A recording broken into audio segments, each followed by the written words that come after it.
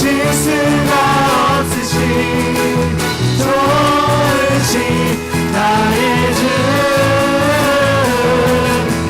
진실하신 하나님 실수가 없으신 좋으신 나의 주 우리 주님께 영광 박수 올리며 나아갑니다. 신실하신 주님 찬양합니다.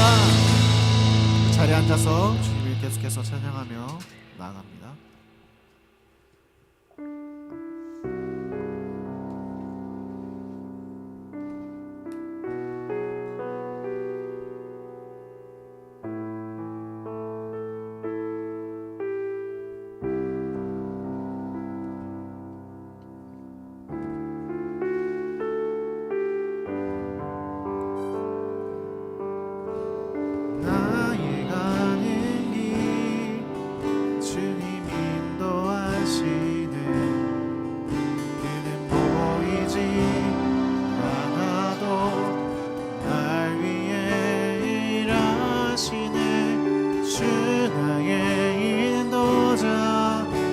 함께 하시네 사랑과 힘 베푸시며 인도하시네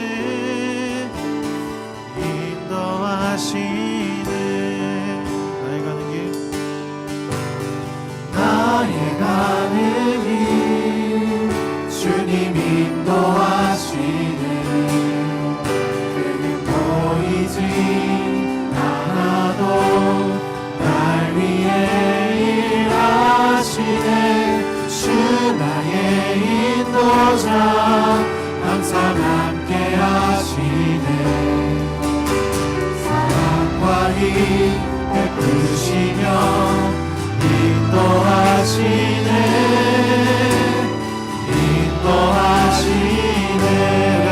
가만 나갑니다.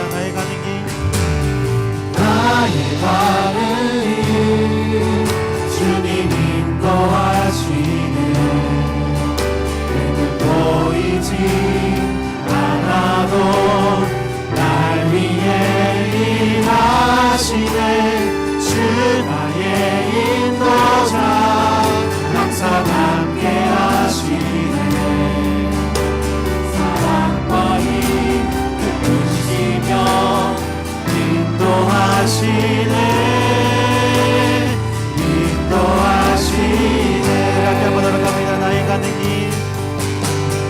나의 가는 길 주님 인도하시네 그는 보이지 않아도 날 위해 일하시네 주 나의 인도자 항상 함께 하시네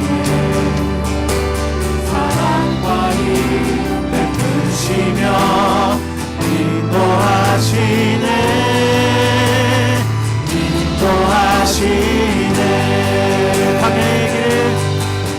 광야의 길을 만드시고 날 인도해 사막의 강 만드신 것 보라 하늘과 땅 변해도 주의 말씀 영원히 내 삶 속에 새 일을 행하리 나의 가는 길 주님 인도하시네 보이지 않아도 날 위해 일하시네 주 나의 인도자 항상 함께 하시네 사랑과 힘 베푸시며 인도하시네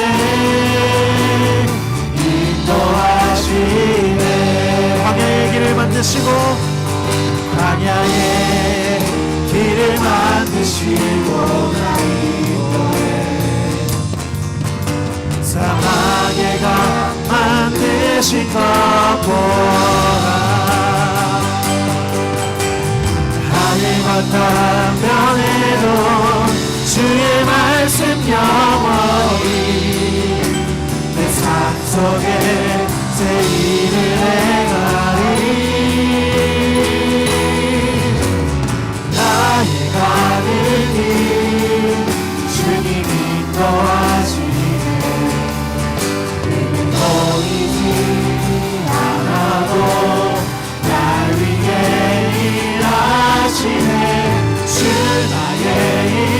보자 항상 함께 하시네 사랑과 힘 베푸시며 인도하시네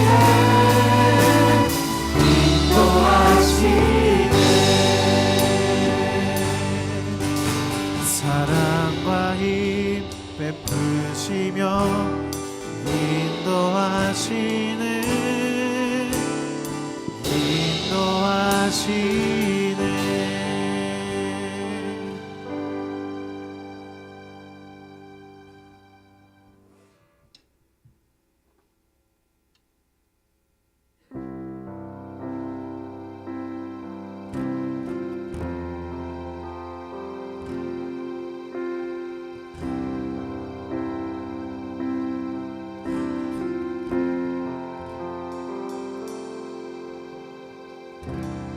내 삶의 소망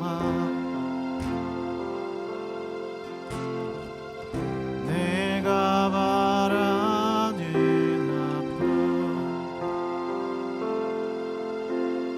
예수 닮기를 내가 원하네 한없는 사랑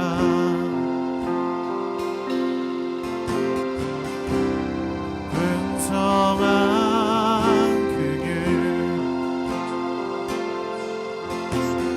예수 닮기를 내가 원하네 예수 닮기를 예수 보기를 예수만 높이길 내가 원하네 내 평생 소원 예수 닮기를 예수만 닮기를 내가 원하네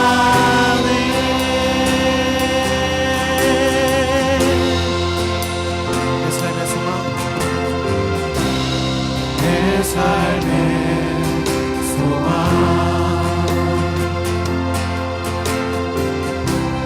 내가 바라는 한분 예수 닮기를 내가 원하네 한없는 사랑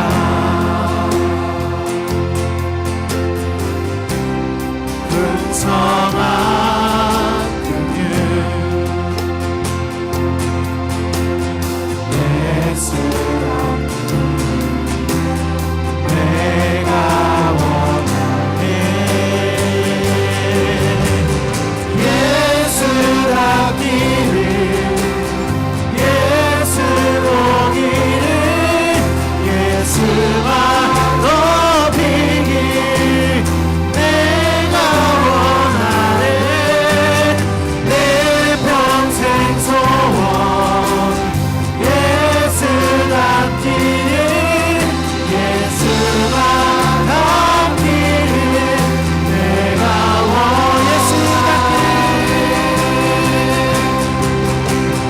예수 닮기를 예수 보기를 예수만 닮기를 내가 원하네 내 평생 소원 예수 닮기를 예수만 닮기를 내가 원하네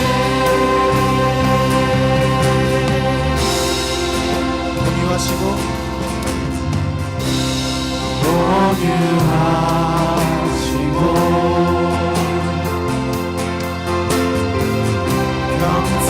겸손하신 성품 예수 닮기를 내가 원하네 자비하시고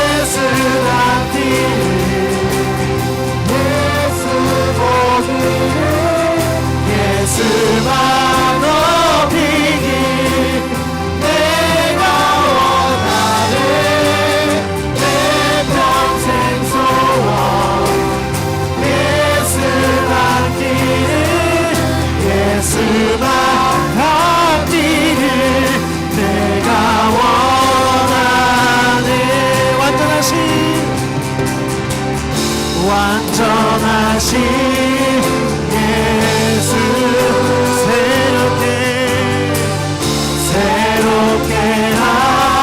하시네 연약한 내 영혼 온전하게 대리 완전하신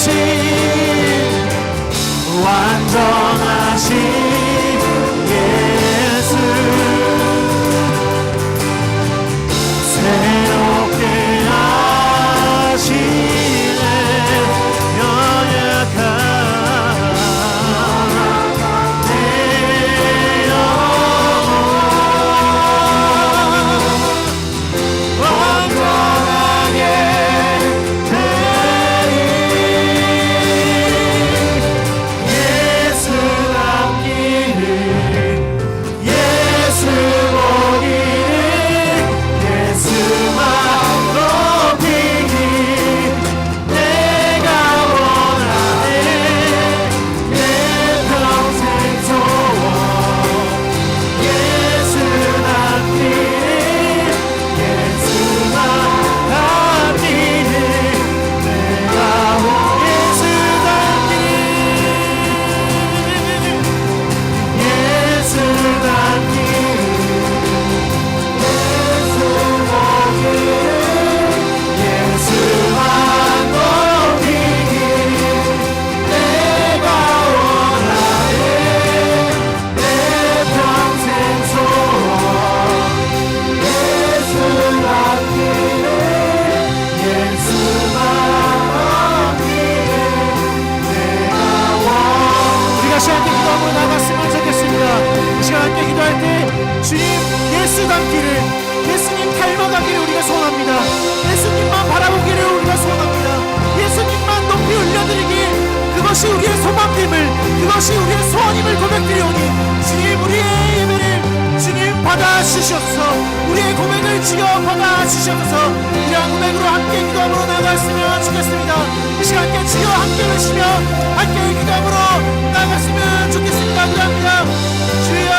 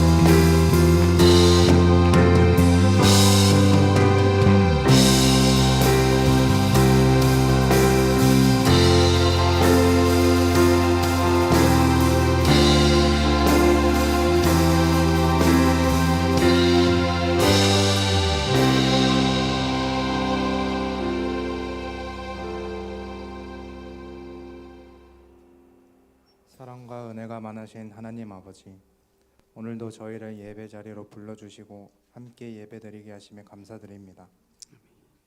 새로운 학기가 시작되었습니다. 각자의 학교와 일터에서 새로운 시작을 하는 청년들이 있습니다.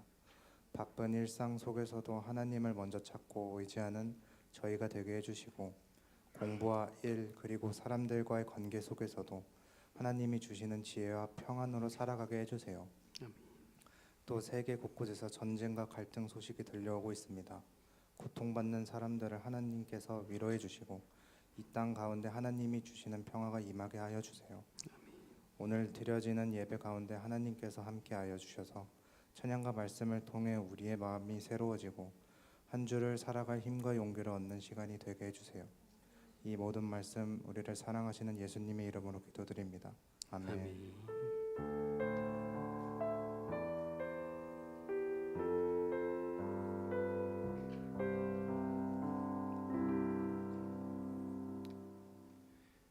네, 오늘 함께 보실 말씀은 창세기 1장 26절로 28절까지 말씀입니다.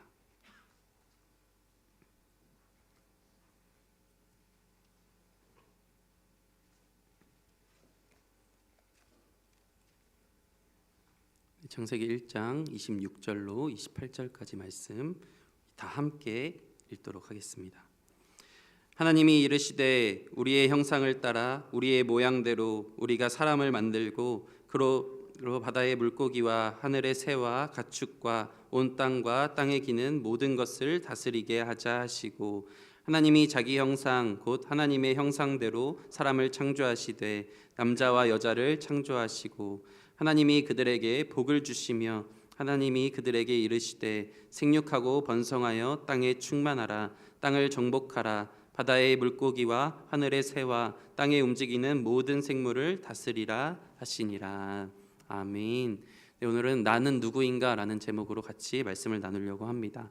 우리 3월 달에 한 달간 우리 새 학기가 다 시작되었기 때문에 우리 정체성에 대해서 같이 이야기를 나누고 있습니다. 그래서 오늘은 같이 나는 누구인가 잃어버린 하나님의 형상을 찾아서라는 제목으로 같이 말씀을 나누려고 합니다.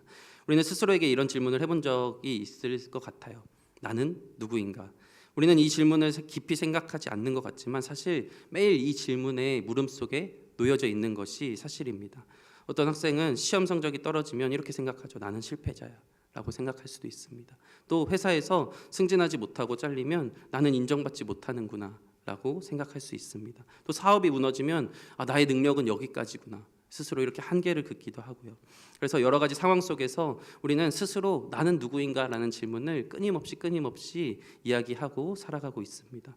우리는 끊임없이 무엇을 했는가, 무엇을 남겼는가, 나는 무엇을 이루었지? 라는 생각을 하면서 살아가기도 하죠. 학교에서는 남은 성적을 보고 나를 평가하고 어떤 회사에서는 그 업무와 능력을 가지고 나를 평가하기도 합니다. 그런데 너는 성과야, 너는 스펙이야, 너는 결과다. 그런 그 결과 우리는 계속 불안함을 가지고 살아가요. 그냥 PPT를 계속 띄워놔 주세요. 그래서 우리가 성과가 무너지면 정체성이 무너지기도 합니다. 그래서 완전히 무너지는 그런 모습과 같이 정말 무너진 삶을 살아가고 있어요. 우리는 끊임없이 이렇게 성과로 정의해요. 시험 성적이 이렇게 떨어지면 너는 실패자야 라고 이야기하고요. 승진하지 못하면 너는 인정받지 못해. 사업이 무너지면 너는 무능력해. 이렇게 이야기하면서 세상의 가르침은 너는 이 남기는 걸로 계속 평가받는 존재고 너는 스펙이고 너는 결과다라고 이야기하고 있다라는 것이죠. 그런데 이스라엘 백성들도 마찬가지였어요. 이 창세기 1장의 배경 자체가 출애굽한 백성, 그러니까 400년 동안 애굽에서 노예 생활을 했던 그 백성에게 주어졌던 메시지입니다. 그들의 정체성은 단지 벽돌을 만들고 노예 생활을 하는 그냥 노예, 그것이 정체성이었습니다. 즉 그들은 그냥 생산 수단이었어요. 그냥 일을 잘하면 조금 인정받고 힘이 세서 벽돌을 잘 나르면 인정받는 그냥 노동력 그 자체였습니다. 오늘날 우리도 이러한 모습이 많이 있죠. 세상 속에서 똑같이 정말 이 성과의 애굽, 비교의 애굽, 경쟁의 애굽에 갇혀서 그냥 스펙과 성과와 인정받는 그것에 목숨을 걸고 나는 이직해야지, 난 자격증 따야지, 그렇게 남기는 걸로 우리의 생활을 평가하고 있습니다. 이 벽돌이 무너질 때 우리는 나는 아무것도 아니고 나는 정말 좌절할 수밖에 없는 존재야.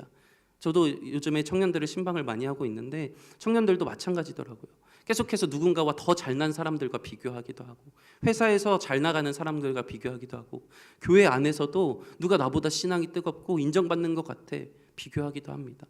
그렇게 계속해서 비교하다 보면 나는 왜 이거밖에 안 되는 사람이지? 라는 생각을 가지고 살아갈 때가 많이 있다라는 것이죠.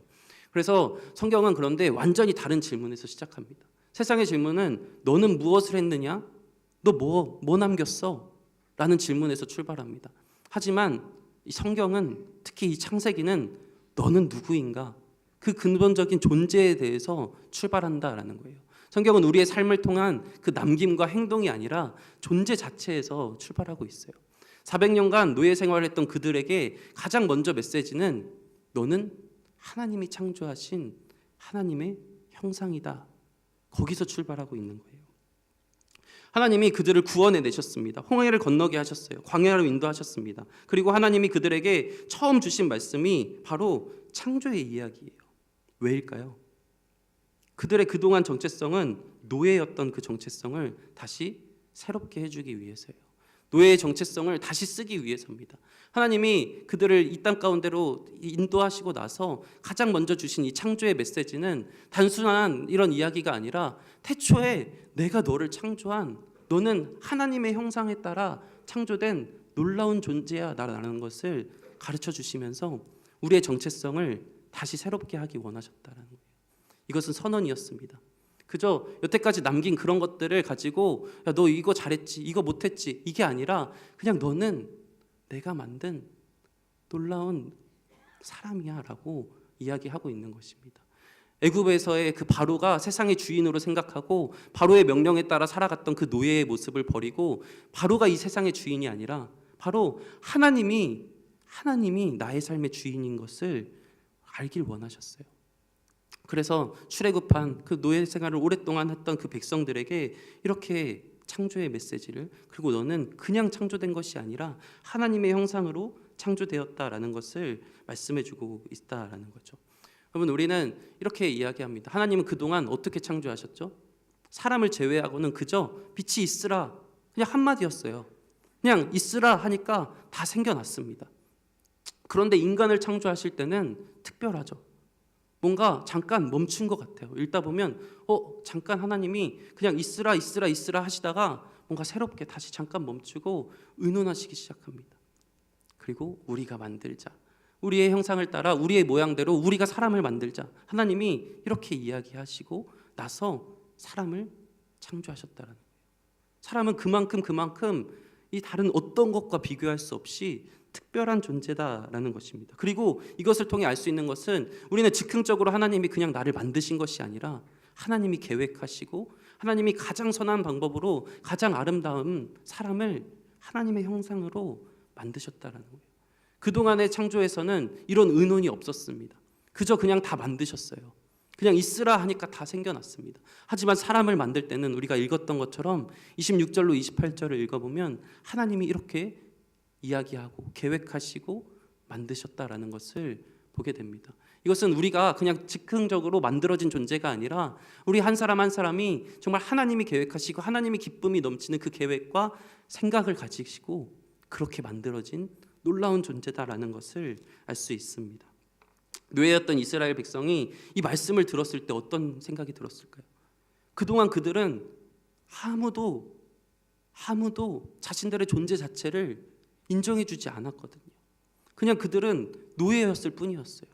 시키는 건 무조건 했어야 됐고요. 매질 맞았어야 됐고요. 자유롭게 생활하지도 못했었습니다.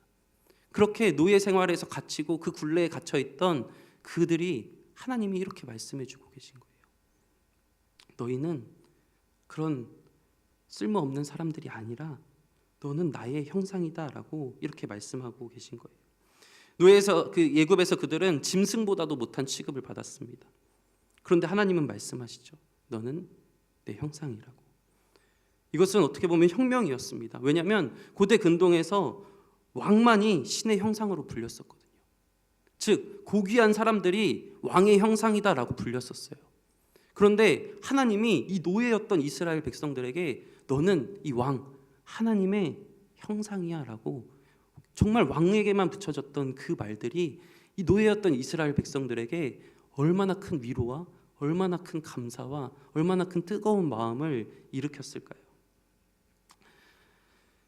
우리는 지금 애굽의 노예가 아닐지 모릅니다. 그러나 우리는 여전히 다른 애굽 속에서 살아가죠. 똑같이 세상 속에서 쳇바퀴 걸린 삶에서 인정받아야지만 살아남을 수 있는, 그리고 성과를 남겨야지만 살아남을 수 있는 그런 상황에 놓여져 있습니다. 그런데 우리가 이 정체성, 하나님이 나를 만드시고 하나님이 우리를 계획해서 만드셨다라는 이 정체성을 놓치고 살아간다면 우리는 똑같이 좌절하고 무너지고 나는 그냥 노예일 뿐이구나 라는 생각을 가질 수밖에 없게 됩니다. 그래서 성경은 아까도 이야기했듯이 삶을 행동에서 시작하지 않습니다. 우리의 존재 자체에서 시작한다는 거예요. 우리가 존재가 어떤 존재인지 그것에서 다시금 우리가 하나님의 백성으로 부름받은 자라면 우리가 이 세상 속에서 어떤 정체성, 어떤 마음으로 살아가야 하는지 정립을 하고 계신다라는 거예요. 그래서 오늘 본문을 통해서 우리가 첫 번째로 우리는 의도된 존재다라는 것을 기억하길 원합니다. 하나님이 이르시되 우리의 형상을 따라 우리의 모양대로 우리가 사람을 만들자. 우리는 의도된 존재다라는 거예요. 결코 우연이 아니다라는 거예요. 한 사람 한 사람 여기 계신 분 정말 우연으로 태어난 사람이 단 한 명도 없다라는 겁니다. 세상은 말하죠. 우리는 그냥 오랜 진화 과정 속에서 우연히 생겨난, 그냥 우연과 우연이 겹쳐서 생겨난 존재다라고 이야기합니다. 수많은 확률과 그 환경과 돌연변이의 결과라고 이야기하곤 합니다. 그러나 성경은 그렇게 시작하지 않죠. 우리가 계획해서, 하나님이, 삼위일체 하나님이 계획하시고 의논하시고 생각하셔서 만든 존재가 바로 인간이다라고 이야기합니다. 여기서 하나님이 이르시되라고 이야기합니다. 이 말씀하셨다, 이것은 단순한 대화가 아니라 왕의 선언입니다. 왕이 말하면, 당시 고대 근동에 왕이 말하면 어떻게 됐을까요? 왕의 말은 곧 법입니다. 왕의 말은 무조건 반드시 이루어졌어야만 했습니다. 어떤 말을 하던, 말도 안 되는 말을 했을지라도 왕의 선언, 그 왕의 말은 반드시 이루어지는 것이 왕의 선언이었습니다. 하나님도 마찬가지죠. 하나님이 왕의 선언으로서 이르시되 우리가 이렇게 하나님의 선포로 우리의 존재가 시작되었다라는 겁니다. 결코 실수가 아니고 결코 우연이 아니고 결코 부산물이 아니라 하나님이 의논하시고 만든 존재다라는 사실을 우리가 기억하길 원합니다. 하나님은 인간 창조를 계획하셨습니다. 왜 하나님이 인간을 창조하실 때 우리가 만들자라고 이야기를 했을까요? 이 표현은 하나님이 의논하셨고 계획하셨다라는 것을 강조하고 있습니다. 그리고 인간 창조를 두고 정말 하나님이 기뻐하셨다라는 것을 보여줍니다. 이것은 우리에게 우리의 존재는 하나님의 마음을 거쳐서, 하나님의 생각을 거쳐서 우리의 존재가 생겼구나라는 것을 다시금 보게 해요. 하나님이 모든 것을 창조하셨는데 이 세상의 모든 것을 창조하신 이가 우리를 특별히 생각하시고 우리를 특별히 기뻐하셔서 만드셨다라는 것에서 시작됩니다. 그래서 형상을 따라 만들었다라는 것은 우리에게 분명한 목적이시 창조했다라는 것입니다. 아까도 이야기했듯이 고대 근동 세계에서는 오직 왕만이 신의 형상이라고 불렸습니다. 그런데 너는 내 형상이야 라고 말하는 것은 애굽에서 짐승만도 못한 취급을 받던 그 노예들에게 너는 왕과 같은 존재야. 하나님의 왕적 제사장 같은 존재가 바로 너희들이야 라고 이야기합니다. 남자와 여자, 강한 자, 약한 자 모두가 남자와 여자를 만드시고 하나님의 형상이라고 불렸다라는 것은 당시 여자는 사람 취급도 받지 못했었는데 그런 거 신경 쓰지 말고 세상의 기준 신경 쓰지 말고 모두가 다 왕의 형상으로 하나님이 그렇게 창조하셨다라는 것을 이야기합니다. 그런데 놀라운 것은 이것이 은혜의 순서가 중요하다는 거예요. 이 세상의 방식은 증명해봐, 성과를 내봐, 그리고 그 성과를 이루면 인정해 줍니다. 하지만 하나님의 방식은 항상 다르세요. 너는 내 형상이다. 가장 먼저 그 사랑과 은혜를 주신 이후에 그러니 너네는 이렇게 살아가라. 십계명도 마찬가지죠. 십계명의 1계명부터 10계명이 주어지기 이전 우린 십계명 서론이라고 불리는 그 말씀은 바로 하나님이 내가 너희를 애굽에서 인도하여 낸 내 하나님 여호와다. 가장 먼저 하나님이 구원하시고 하나님이 은혜 베푸셨다라는 것을 먼저 선포하세요. 그 어떤 내 삶과의 증명이 필요 없이 가장 먼저 그렇게 선포하시고 나서 너네는 나의 백성이니까 이렇게 살아가라라고 말씀하고 계십니다. 여기서도 마찬가지예요. 너는 이거 증명해봐, 너는 이렇게 해봐 라고 먼저 말씀하시지 않고 너는 그저 내 형상이야. 내가 그렇게 계획하고 아름답게 만든 내 은혜로 만든 내 형상이야. 그렇게 말씀하시고 나서 정체성을 먼저 우리에게 주어주신 이후에 그러니 너네는 이 세상 속에서 다스려라 라고 이야기를 합니다. 그래서 우리의 정체성은 어떤 성취에 있지 않다라는 것이 우리에게 오히려 더 큰 놀라운 은혜다라는 겁니다. 우리의 어떤 성취로 어떤 이름으로 우리의 정체성이 정해졌다면 우리는 끝없이 더욱더 비교의 늪에 빠질 수밖에 없어요. 나는 어떤 봉사를 해서 나는 어떤 걸 쌓아서 열심히 하나님이 기뻐 받으시는 그런 사람으로 내가 지금 이 자리에 있어. 이렇게 점점 비교하고 내가 그렇지 못한 환경에 오히려 무너지고 아마 좌절감으로 결국은 낙심하며 하나님을 떠났을지 모릅니다. 하지만 항상 하나님은 가장 먼저 너는 그냥 내 형상이야. 그냥 내가 너를 구원했어. 내가 너를 사랑해. 너에게 은혜를 베풀어 줄게. 이렇게 이야기하신 이후에 우리에게 그러니 너는 이렇게 살아라 라고 이야기하고 계신다라는 겁니다. 정체성은 성취 이전에 주어졌습니다. 하나님은 말씀하십니다. 나는 너를 내 형상으로 만들었다. 이것이 바로 창조의 선물이고 우리가 이 자리에 있는 정체성이다라는 것입니다. 그래서 때로는 실패할지라도 때로는 무너질지라도 그 정체성은 사라지지 않는 거예요. 그 정체성이 나에게 있었다면, 흔들리고 연약한 나에게 있었다면 끝없이 막 흔들리고 휩싸였을 겁니다. 하지만 하나님께 내 정체성이 있기 때문에 우리는 흔들리지 않고 사라지지 않습니다. 우리는 넘어집니다. 우리는 쓰러지고 무너지죠. 그런데 거울이 깨져도 거울의 역할을 감당하지 못한 게 아니에요. 돈이 구겨져도 돈의 역할을 감당하지 않는 게 아니에요. 거울은 깨져도 그 비칠 수 있는 비침은 계속됩니다. 하지만 그것이 깨져서 온전히 굴곡이 생기기도 하고 잘못된 방향으로 내 모습을 못 보여줄 수도 있습니다. 우리는 넘어지고 실수합니다. 타락과 죄는 우리의 모습을 왜곡시켰습니다. 그러나 형상은 하나님이 만든 것이기에, 그리고 하나님이 주시기에 완전히 사라지지 않고 우리 가운데 남아 있었다라는 거예요. 거울이 깨지면 반사된 모습을 왜곡할 수 있지만 거울의 본질적인 그 재질은 지워지지 않듯이 우리는 여전히 하나님의 형상으로 존귀합니다. 여전히 하나님의 손으로 지음받은 존귀한 존재입니다. 그렇기 때문에 우리는 하나님 안에서 다시금 회복될 수 있는 존재다라는 것입니다. 우리는 하나님의 실험작이 아닙니다. 때로는 우리가 너 저 사람에게 하나님의 사랑이 몰빵된 것 같아. 뭐 전부 다 저 사람한테만 주어진 것 같아. 왜 나한테는 이것밖에 안 주시지? 나는 그냥 빗다가만 어떻게 보면 쓰레기 같은 존재 같아 라고 생각할 수 있습니다. 나는 왜 이런 약점을 가졌을까? 나는 왜 이런 환경에서 주어졌을까? 나는 왜 저 사람보다 못한 환경에서 살아가는 것 같지? 라는 생각할 수 있지만 스스로를 다른 사람의 잣대로, 세상의 기준으로 재단하지 않길 원합니다. 하나님은 똑같이 우리 모두를 하나님의 형상으로 우리에게 주어졌어요. 그냥 똑같이 막 공장처럼 찍어내신 것이 아니라 각 사람을 독특하게, 그러나 동일하게 완벽한 하나님의 형상으로 우리를 창조해 주셨습니다. 하나님은 결코 실패작을 만드시지 않아요. 그렇기 때문에 여기에 단 한 사람도 하나님의 실패작은 없습니다. 그렇기 때문에 비교를 멈추고 온전히 하나님 안에서 우리가 회복되기를 간절히 소망합니다. 사랑하는 청년 여러분, 우리는 결코 우연이 아닙니다. 우리는 실수가 아닙니다. 우리는 그냥 경쟁하다 떨어진 그런 부산물이 아닙니다. 우리는 하나님의 숙고하신 존재고 하나님이 의도하신 존재고 또한 하나님의 형상으로 창조된 존재임을 기억한다면 우리가 이 세상 속에서도 때론 너무나도 힘들고 좌절되고 낙심되겠지만 이 정체성을 가지고 살아간다면 결코 완전히 무너지지는 않을 것입니다.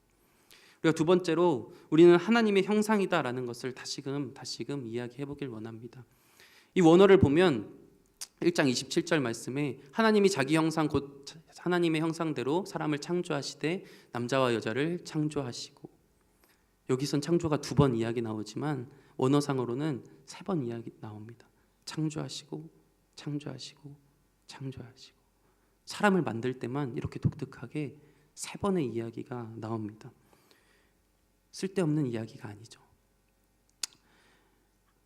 성경에서 반복은 굉장히 중요하고 강조를 나타내기 위해서 이야기합니다. 하나님은 인간에게 다른 어떤 피조물에게도 하지 않으신 말씀을 합니다. 동물에게는 형상이라는 표현이 전혀 없습니다. 해, 달, 별 없습니다. 오직 인간에게만 있다라는 거예요. 그렇기 때문에 이 한 문장이 인간의 존엄을 우리에게 다 설명해 주고 있어요. 인간의 가치는 능력에서, 생산성에서, 유용성에서 나오는 게 아니라 그저 하나님이 창조하셨다라는 거예요. 이 창조하셨다라는 것을 강조하시기 위해서 창조하시고 사람을 이렇게 창조하셨다라는 존재 자체가 너에게 놀라운 은혜다라는 것을 이야기합니다. 형상이란 무엇입니까? 형상은 외모가 아닌 이 존재다라는 거예요. 하나님의 존재 그 자체예요. 우리가 정의를 갈망하고 사랑을 원하고 영원을 생각하는 이유는 우리는 본능적으로 그 하나님의 영성을 가지고 있기 때문에, 하나님은 영이십니다. 그 형상은 이 존재 구조 자체를 이야기합니다. 우리는 인격적 존재죠. 그리고 우리는 관계 속에서 살아갑니다. 그리고 우리는 거룩한 존재입니다. 이것은 모두가 다 하나님의 형상이기 때문에 우리가 이 모든 것을 가지고 있다라는 거예요. 우리는 죄를 지으면 이 하나님의 우리 죄를 지으면 양심이 괴롭습니다. 그리고 하나님과 멀어지면 우리는 본능적으로 잘못됨을 감지하기도 합니다. 이 모든 것이 우리가 하나님을 닮아 있기 때문이에요. 우리는 단지 생물적인 존재라면 이 양심이란 것이 결코 설명될 수가 없습니다. 왜 정의를 갈망하고 왜 사랑을 원하고 왜 영원을 생각할까요? 우리는 하나님의 형상이기 때문이다라는 거예요. 그런데 아까도 말씀드렸듯이 남자와 여자 모든 인간을 향하여 하나님이 너희가 하나님의 형상이다라고 이야기했습니다. 신의 형상은 오직 왕만의 특권이었지만 여성은 재산으로 취급되지도 않고 정말 취급되지 않았던 존재이지만 하나님은 다르게 선포하십니다. 모든 사람이 하나님의 형상이라고.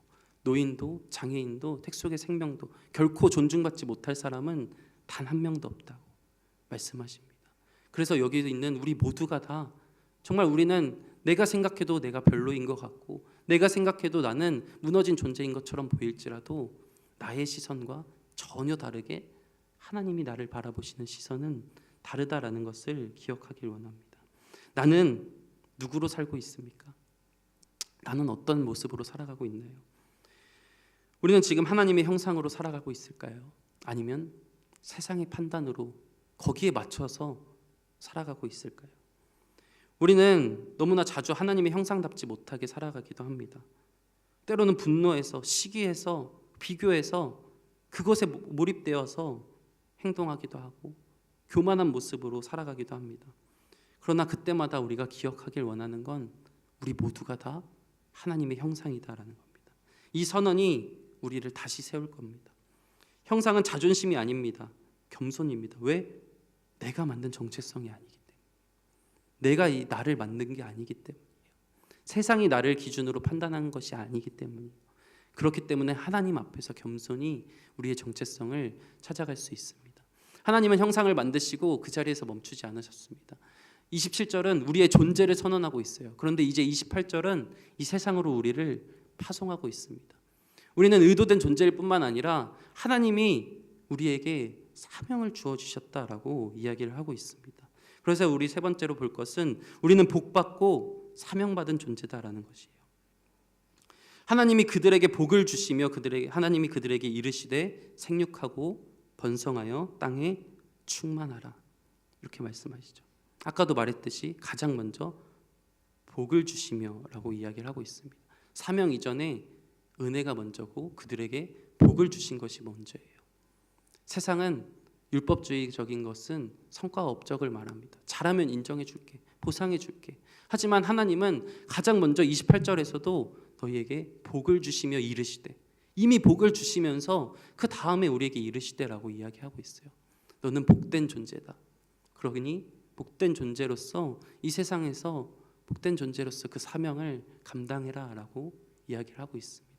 그래서 우리의 삶은 내가 인정받기 위해서 고군분투하는 그런 투쟁이 아니라 이미 복을 받은 그 복을 드러내는 삶의 여정이다라는 거예요.